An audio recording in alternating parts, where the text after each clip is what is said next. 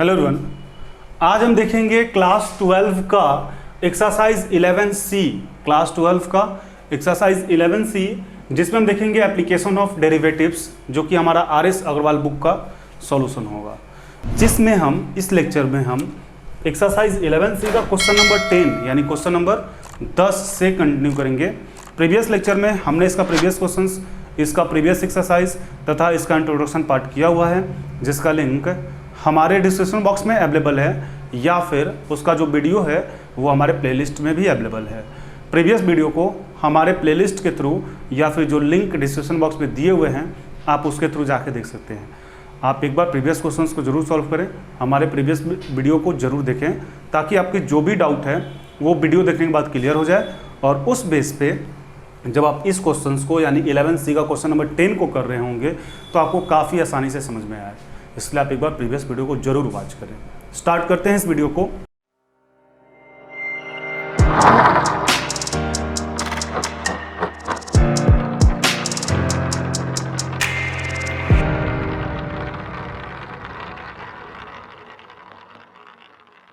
Exercise 11C का जो question number 10 है, जो 10 नंबर क्वेश्चन है, इसमें आपसे बोला जा रहा है verify Rolle's theorem for each of the following functions.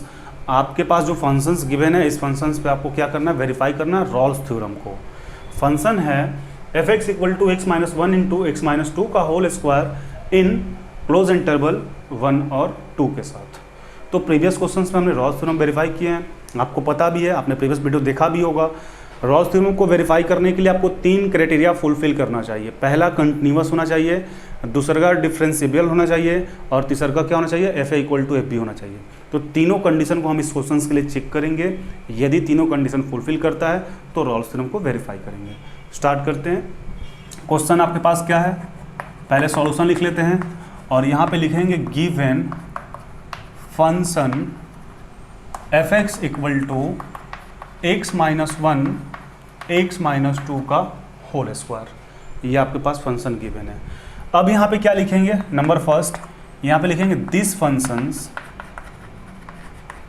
Function is polynomial. ये आपका क्या है, पॉलिनोमियल है।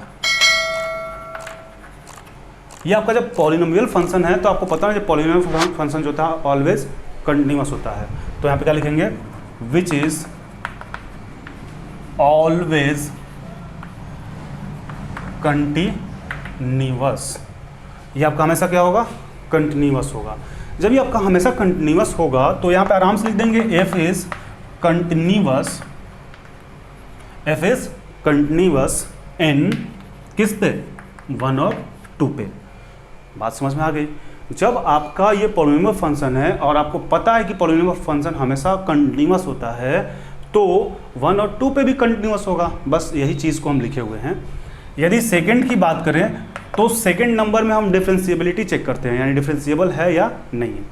फंक्शन आपके पास जो है f(x = x - 1 x - 2 का होल स्क्वायर, ये आपके पास फंक्शन है। यानी कि f(x = x - 1, पहले तो इसको क्या करते हैं, इसको स्प्लिट करते हैं a - b का होल स्क्वायर पे, a² - 2ab + b²। आपको फार्मूला भी पता होना चाहिए। इसमें बहुत सारे ऐसे होंगे जिनको फार्मूला भी नहीं पता होगा, तो आप पहले फार्मूला पे ध्यान दें। क्या होगा, x यानी a² - 2ab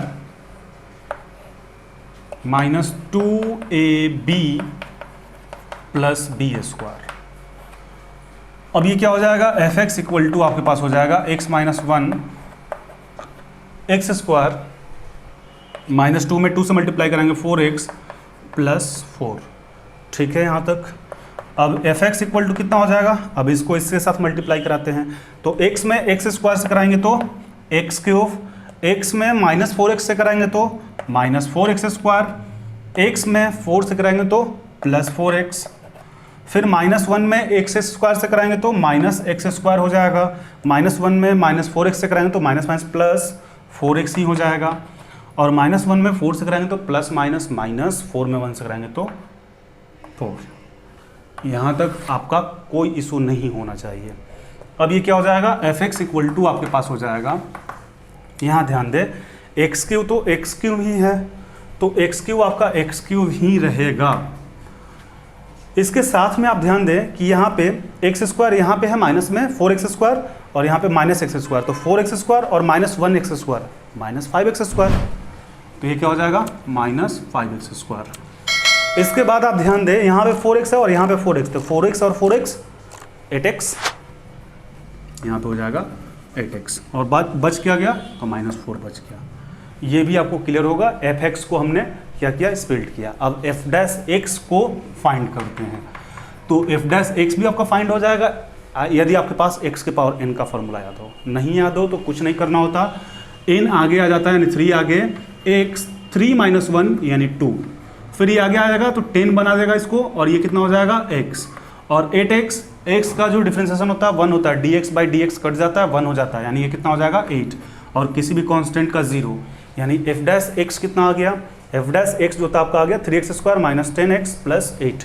और इसको आप ध्यान से देखेंगे, इसके बाद भी हम जब वेरीफाई कर लेंगे तो इसकी जरूरत पड़ेगी, f' की जरूरत हमेशा पड़ती है। अब इसके बाद जब f' है तो यहाँ पे क्या लिखेंगे, गिव्स फाइनाइट वैल्यू इन 1 और 2 पे। ये आपका क्या देगा, फाइनाइट वैल्यू देगा किस पे, 1 और 2 पे। सो f' एग्जिस्ट इन 1 और 2 पे। जब फाइनाइट वैल्यू देगा तो 1 और 2 पे आपका एग्जिस्ट भी करेगा। जब एग्जिस्ट करेगा तो यहाँ पे क्या लिखेंगे, f' इज डिफरेंशिएबल इन 1 और 2 पे। जब फाइनाइट वैल्यू देगा, एग्जिस्ट भी करेगा, तो आपका क्या होगा, डिफरेंशिएबल भी होगा। डिफरेंशिएबिलिटी हमने चेक कर लिया। थर्ड ऑप्शन आता है fa = fb का। तो फंक्शन कितना है, फंक्शन है x - 1 x - 2 का होल स्क्वायर। तो पहले हम चेक कर लेते हैं 1 पे चेक करते हैं। तो आप ध्यान देंगे 1 - 1 - 2 का होल स्क्वायर, f1 = हो जाएगा कि यहाँ पे 1 में 1 आप माइनस कीजिएगा तो 0 हो गया, इससे मल्टीप्लाई कीजिए इसको भी 0 कर देगा, यानी f1 = 0। फिर चेक कर लेते हैं किस पे, 2 पे। तो f2 जो है आपका हो जाएगा 2 - 1 2 - 2 का होल स्क्वायर, यानी f2 = यहाँ पर भी आप ध्यान दें कि -2 में से +2 जाएगा तो 0 का स्क्वायर 0, यानी ये इसको मल्टीप्लाई करेंगे तो आप इसको भी 0 कर देगा, यानी f2 भी आपका क्या आ गया, 0 आ गया। अब यहाँ पे ध्यान देने योग्य बात यह है कि f1 0 f2 0, यानी f1 = f2 हो गया, या फिर fa = fb हो गया। ठीक है, यहाँ तक हमने 3 क्राइटेरिया को देखा और तीनों क्राइटेरिया जो है आपका फुलफिल करता है, यानी ये रॉल्स थ्योरम को सेटिस्फाइड करेगा। पहले इसको हम एक बार समझाते हैं, आप इसको नोट डाउन करेंगे फिर आगे देखते हैं। पहले आपके पास क्या करना है, verify Rolle's theorem for each of the following functions. आपके पास जो भी फंक्शन है उस पर वेरीफाई करना है रॉल्स थ्योरम को। सॉल्यूशन में लिखे हैं गिवन फंक्शन f(x) जो फंक्शन है कितना है, x - 1 x - 2 का होल स्क्वायर। यहाँ पे फर्स्ट केस में देखें हैं दिस फंक्शन इज पॉलिनोमियल, ये आपका जो फंक्शन है ये पॉलिनोमियल है। जब पॉलिनोमियल है तो आपको पता चाहिए कि विच इज ऑलवेज कंटिन्यूअस, ये हमेशा कंटिन्यूअस होता है। f इज कंटिन्यूअस इन 1 और 2, जब हमेशा कंटिन्यूअस होता है तो 1 और 2 पे भी कंटिन्यूअस होगा। सेकंड की बात करें तो f(x) = x - 1 x - 2 का होल स्क्वायर, ये आपका है। पहले इसको हम स्प्लिट किए हैं, यानी f(x) x - 1 छोड़ दिए, x - 2 को पहले तोड़े तो ये आया, यानी x - 2 का स्क्वायर जब आप कीजिएगा तो आपके पास x² - 4x + 4 आएगा। फिर इसके साथ इसको मल्टीप्लाई किए, तो मल्टीप्लाई जब आप करेंगे तो आपके पास क्या आ जाएगा, f(x) = x³ - 5x² + 8x - 4 आ जाएगा। जब fx आ गया तो f' यानी dy/dx आपको फाइंड करना है, और dy/dx कैसे होगा, ये 3 आगे, 3 में से 1 जाएगा 2 यानी 3x², ये 2 आ गया यानी 10 इसको बना देगा, और 2 में से 1 जाएगा 1 यानी 10x। फिर 8x का डिफरेंशिएशन 8 होता है, dx कैंसिल हो जाता है और कांस्टेंट तो 0 खत्म। अब यहाँ पे लिखे हैं गिव्स फाइनाइट वैल्यू इन 1 2, ये आपका क्या देगा, 1 2 पे आपका फाइनाइट वैल्यू देगा। जब फाइनाइट वैल्यू देगा तो f' एग्जिस्ट इन 1 2, आपका एग्जिस्ट भी करेगा 1 2 पे। जब एग्जिस्ट करेगा तो f' इज डिफरेंशिएबल इन 1 2, यानी सेकंड केस भी हमारा डिफरेंशिएबल जो है वो फुलफिल कर गया। थर्ड की बात करें तो f(x) = x - 1 × x - 2 का होल स्क्वायर था। तो पहले f1 फंक्शन 1 रख के हम चेक करिए हैं, तो देखें कि f1 = 0 आ गया। क्यों आ गया, क्योंकि 1 में 1 घटाएगा तो 0 होगा, 0 से इसको मल्टीप्लाई कीजिएगा 0 बना देगा। f2 जब रखें तो 2 - 1 2 - 2 का होल स्क्वायर, यहाँ पर भी 0 यानी कि f2 0। अब F1 इक्वल टू F2 हो गया, यानी FA इक्वल टू FB भी आपका फुलफिल कर गया। अब इतने पार्ट तक आप नोट करें, फिर इसको वेरीफाई करें। अब प्रीवियस स्लाइड में हमने तीनों रॉल्स थ्योरम के कंडीशन को देखा था, जो कि फुलफिल कर रहा था, यानी कंटिन्यूअस था, डिफरेंशिएबल था और FA इक्वल टू FB था। तो यहाँ पे एक छोटा सा लैंग्वेज लिख देते हैं, clearly all conditions of Rolle's theorem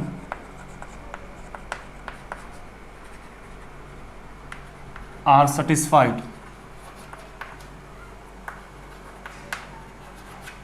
all condition जो है आपका रॉल्स थ्योरम का सेटिस्फाइड करता है। सो दिस फंक्शन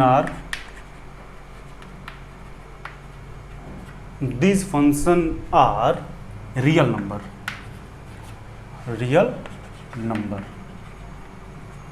ठीक है, रियल नंबर होगा। अब यहाँ पे f(x) जो था, आप याद करें कि प्रीवियस स्लाइड में हमने आपको f'(x) निकाला था।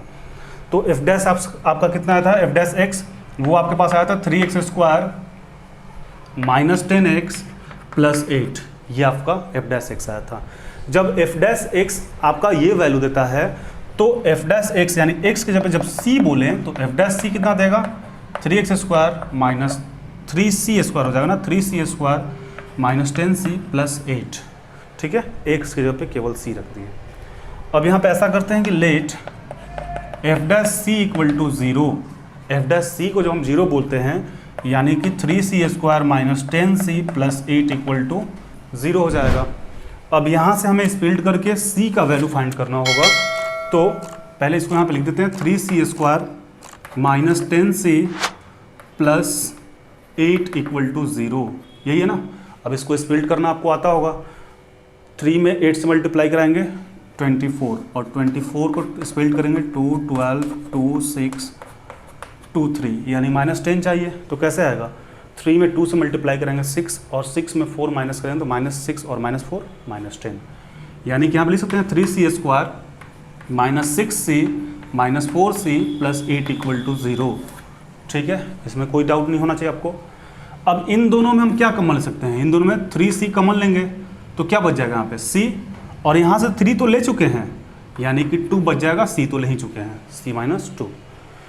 इन दोनों की बात करें तो माइनस 4 कॉमन ले लेते हैं, तो माइनस 4 कॉमन ले लिए तो c बच गया, और माइनस तो कॉमन ले लिए हैं, यानी माइनस भी बच गया, और 4 ले लिए तो 2 इक्वल टू 0, मैच कर गया, यानी c माइनस 2 और 3c माइनस 4 इक्वल टू 0। अब यहाँ से आपके पास c का 2 वैल्यू आएगा, एक आ गया c इक्वल टू 2, ये तो आपको दिखाई दे रहा होगा, ये माइनस में उस तरफ भेजेंगे तो प्लस में होगा ना जी, यानी c इक्वल टू 2, और एक जो वैल्यू आपके पास आ जाएगा, ये आ जाएगा c इक्वल टू 4/3। अब ये कैसे, तो ये माइनस में दे रहा तो प्लस में 4, और ये मल्टीप्लाई में दे रहा तो डिवाइड में, यानी c इक्वल टू 4/2, 3।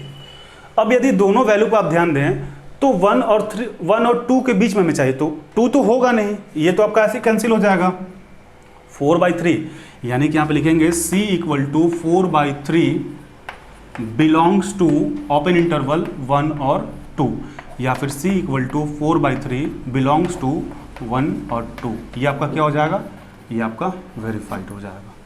तो इसको फिर से एक बार समझा देते हैं, आप ध्यान से देखेंगे, उसके बाद आप इसको नोट डाउन करेंगे, फिर स्क्रीनशॉट लेंगे। पिछले स्लाइड में हमने तीनों क्राइटेरिया को फुलफिल किया था, यहाँ पे लैंग्वेज लिख दिए, clearly all condition of Rolle's theorem are satisfied, so this functions are real number. तो f'(x) हमने निकाला था 3x² माइनस 10x प्लस 8, जहाँ जहाँ x है f'(x) को हम f'(c) इमेजिन कर रहे हैं, f'(c) equal to 3c² minus 10c plus 8। Let f'(c) equal to 0, तो 3c² minus 10c plus 8 equal to 0। अब इसको स्प्लिट करना है, जो कि स्प्लिट करना आपको तो 9th 10th में ही पढ़ाया गया है। क्या करेंगे यहाँ पे, इस 10c के जगह पे माइनस 6c और 4c लिख सकते हैं। ऐसा क्यों, क्योंकि माइनस करने पे 10c आना चाहिए, और 3c और 8 यानी मल्टीप्लाई करने पे 24 आ रहा है। अब यहाँ से 3c कॉमन लिए, c माइनस 2 बच गया, यहाँ से 4 कॉमन लिए माइनस 4, तो c माइनस 2, यानी c minus 2 3c minus 4। c का यहाँ पे आपको 2 वैल्यू मिल गया, c इक्वल टू 2 और c इक्वल टू 4/3। तो c इक्वल टू 2 तो होगा नहीं, चूंकि 1 और 2 के बीच में हमें चाहिए, क्लोज इंटरवल है। तो c इक्वल टू 4/3, जब इसको डिवाइड करेंगे तो 1 पॉइंट समथिंग आएगा, यानी 1 के आगे और 2 के पीछे है, 1 और 2 के बीच में बिलोंग करेगा। c equal to 4/3 belong to open interval 1 और 2, या फिर इसको ऐसे भी लिख सकते हैं, c equal to 4/3 belong to open interval 1 to verify. अब आप इसको नोट करें या फिर स्क्रीनशॉट ले लें, फिर आगे देखते हैं।